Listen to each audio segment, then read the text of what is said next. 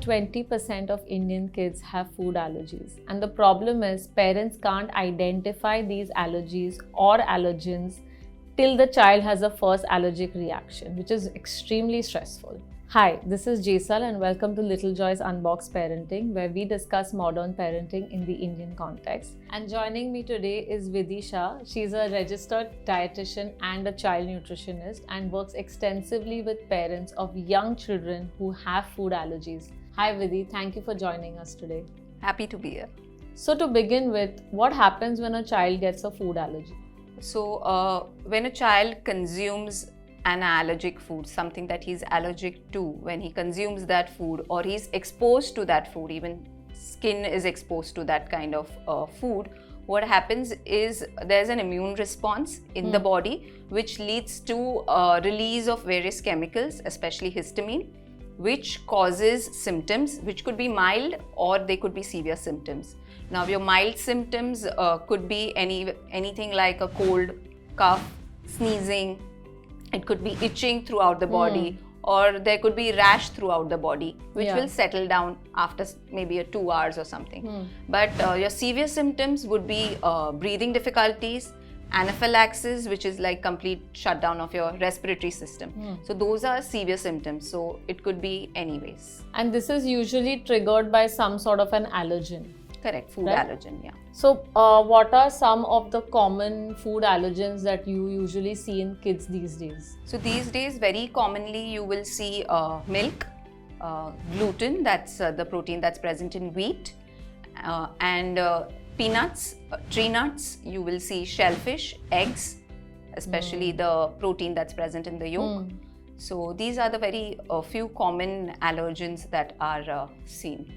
So how do parents figure out if their children have certain food allergies? Are there any tests available? So there are two kind of tests that we can do.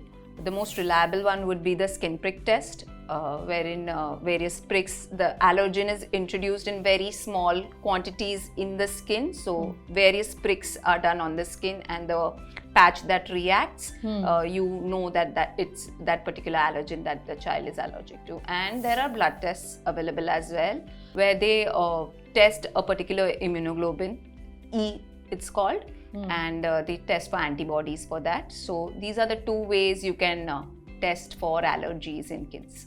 Also, I've noticed sometimes when you eat something, you either tend to throw up or it doesn't sit well with you. You get stomach cramps or, you get a lot of bloating.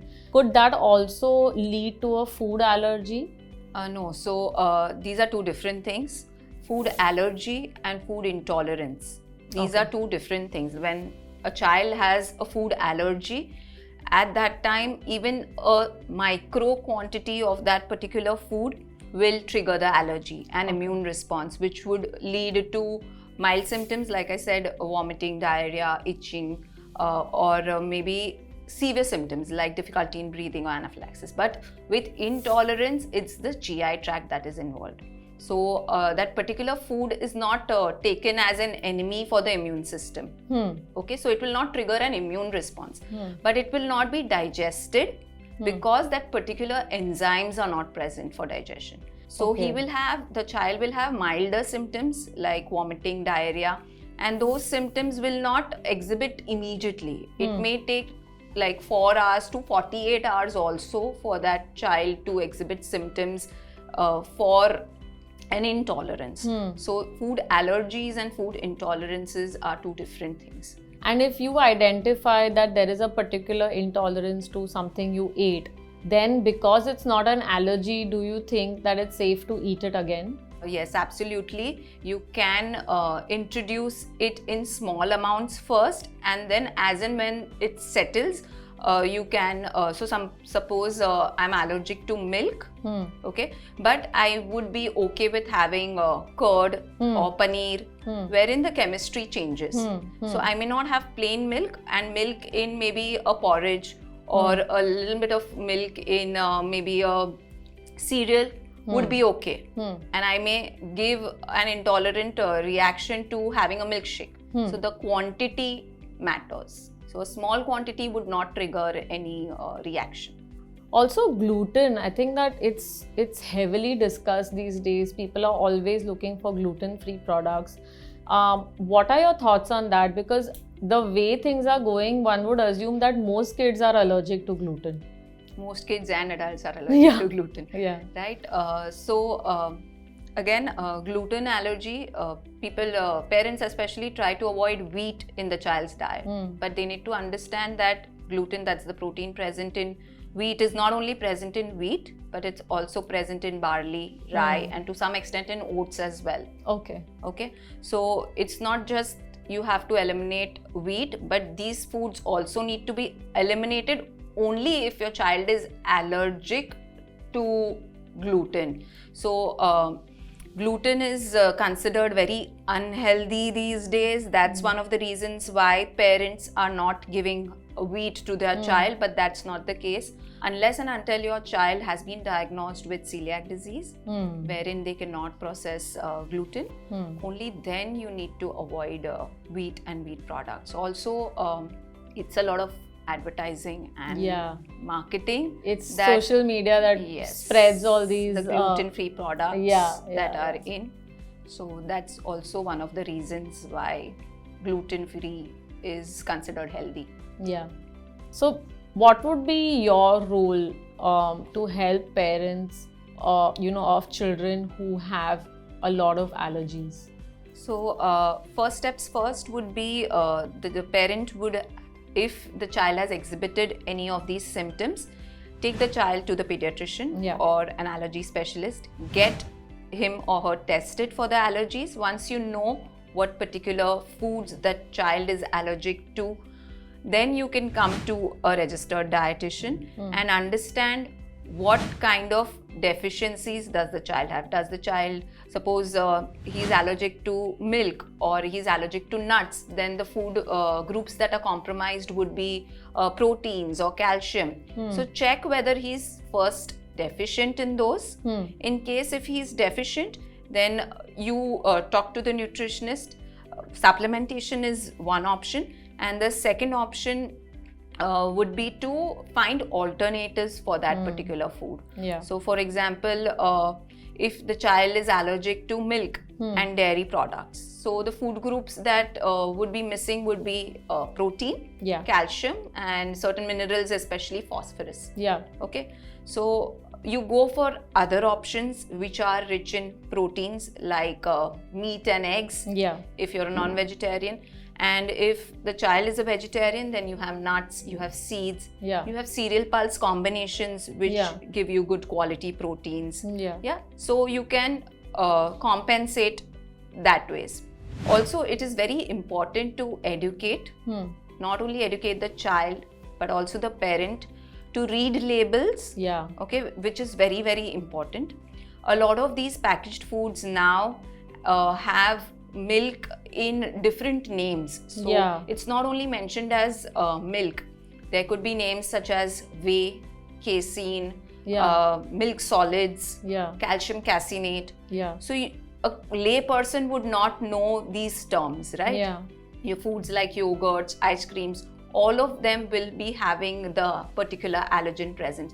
So go to a nutritionist, go to a qualified dietitian and understand what are all the foods that they need to look into to avoid that kind of trigger again.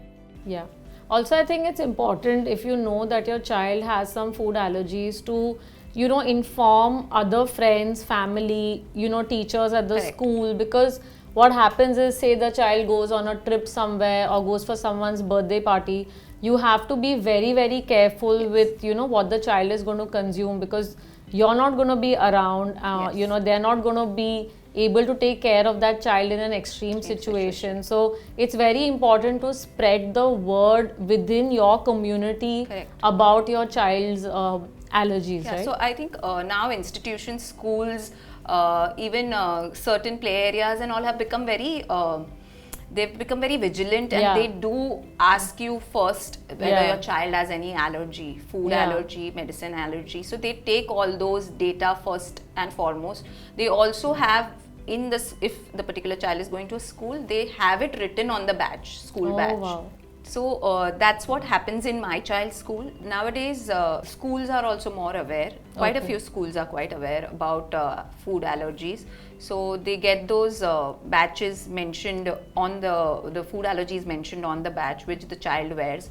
If not, then the parent has to be more vigilant and send a letter to the school, to the principal, write an email, inform them that these are the particular food that he is allergic to, and to avoid that, also educate your child what he can eat, what he cannot eat. If there is a caretaker along, he needs to be educated. If your child is going out for a party or a birthday party, then you need to inform the host there that your child is allergic to these particular foods. Understand what menu is there. In case there are certain food allergens present, then you talk to the child about it, or else feed him or send some food along with him. Right? So these are some of the steps that you can take to avoid any food accidents. Basically.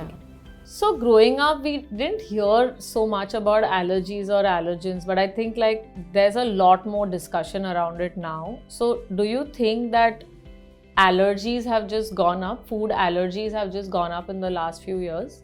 So food allergies are on the rise. There's been a 50% increase in the amount of allergies that we used to see earlier, especially in kids.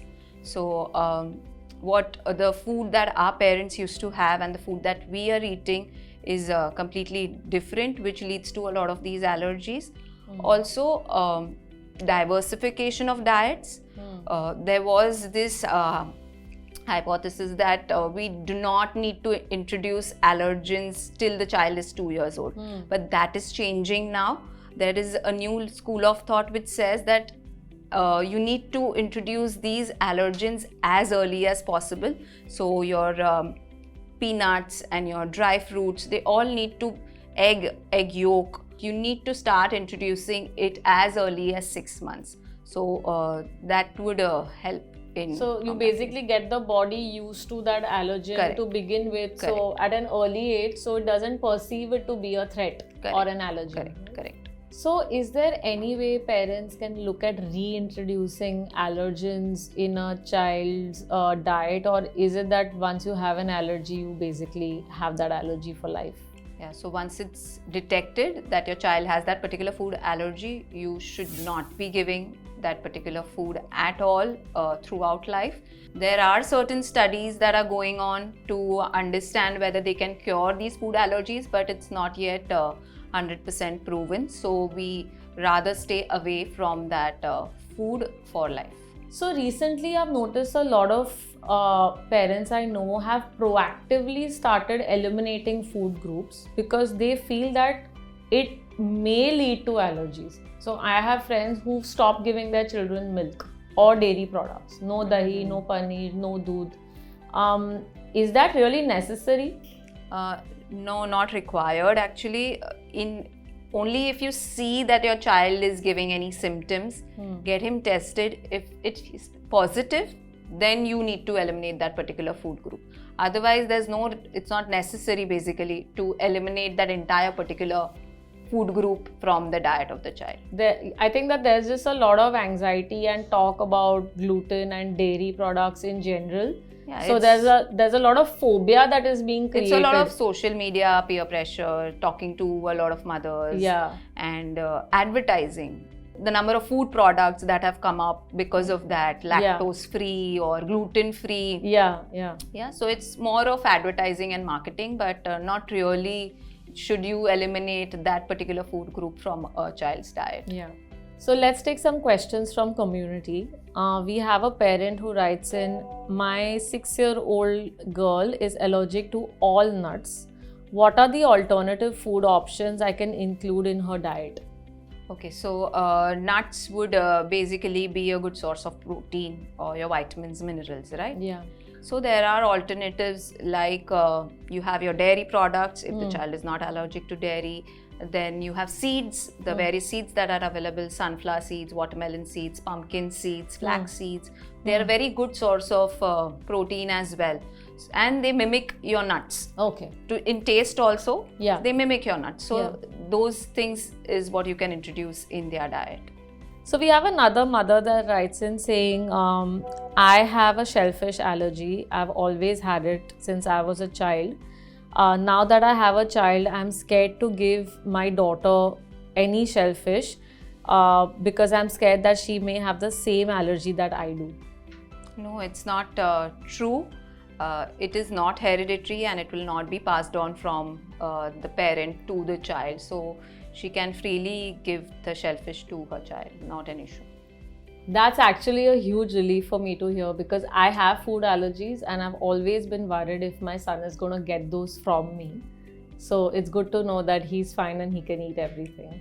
Thank you so much, Vidhi, for joining us today. It was extremely informative and I hope that it reduces the anxiety that a lot of parents have around their children having allergies. I hope all of you found today's episode informative. I hope it helps reduce some of your anxieties around your child's allergies. If you like the episode, please don't forget to like, share, comment and subscribe to our channel. Also hit the bell icon to get regular updates from us. You can go to our website or download our app to shop products, to consult experts and to even join our parenting community. I'll see you guys in the next episode. Bye-bye.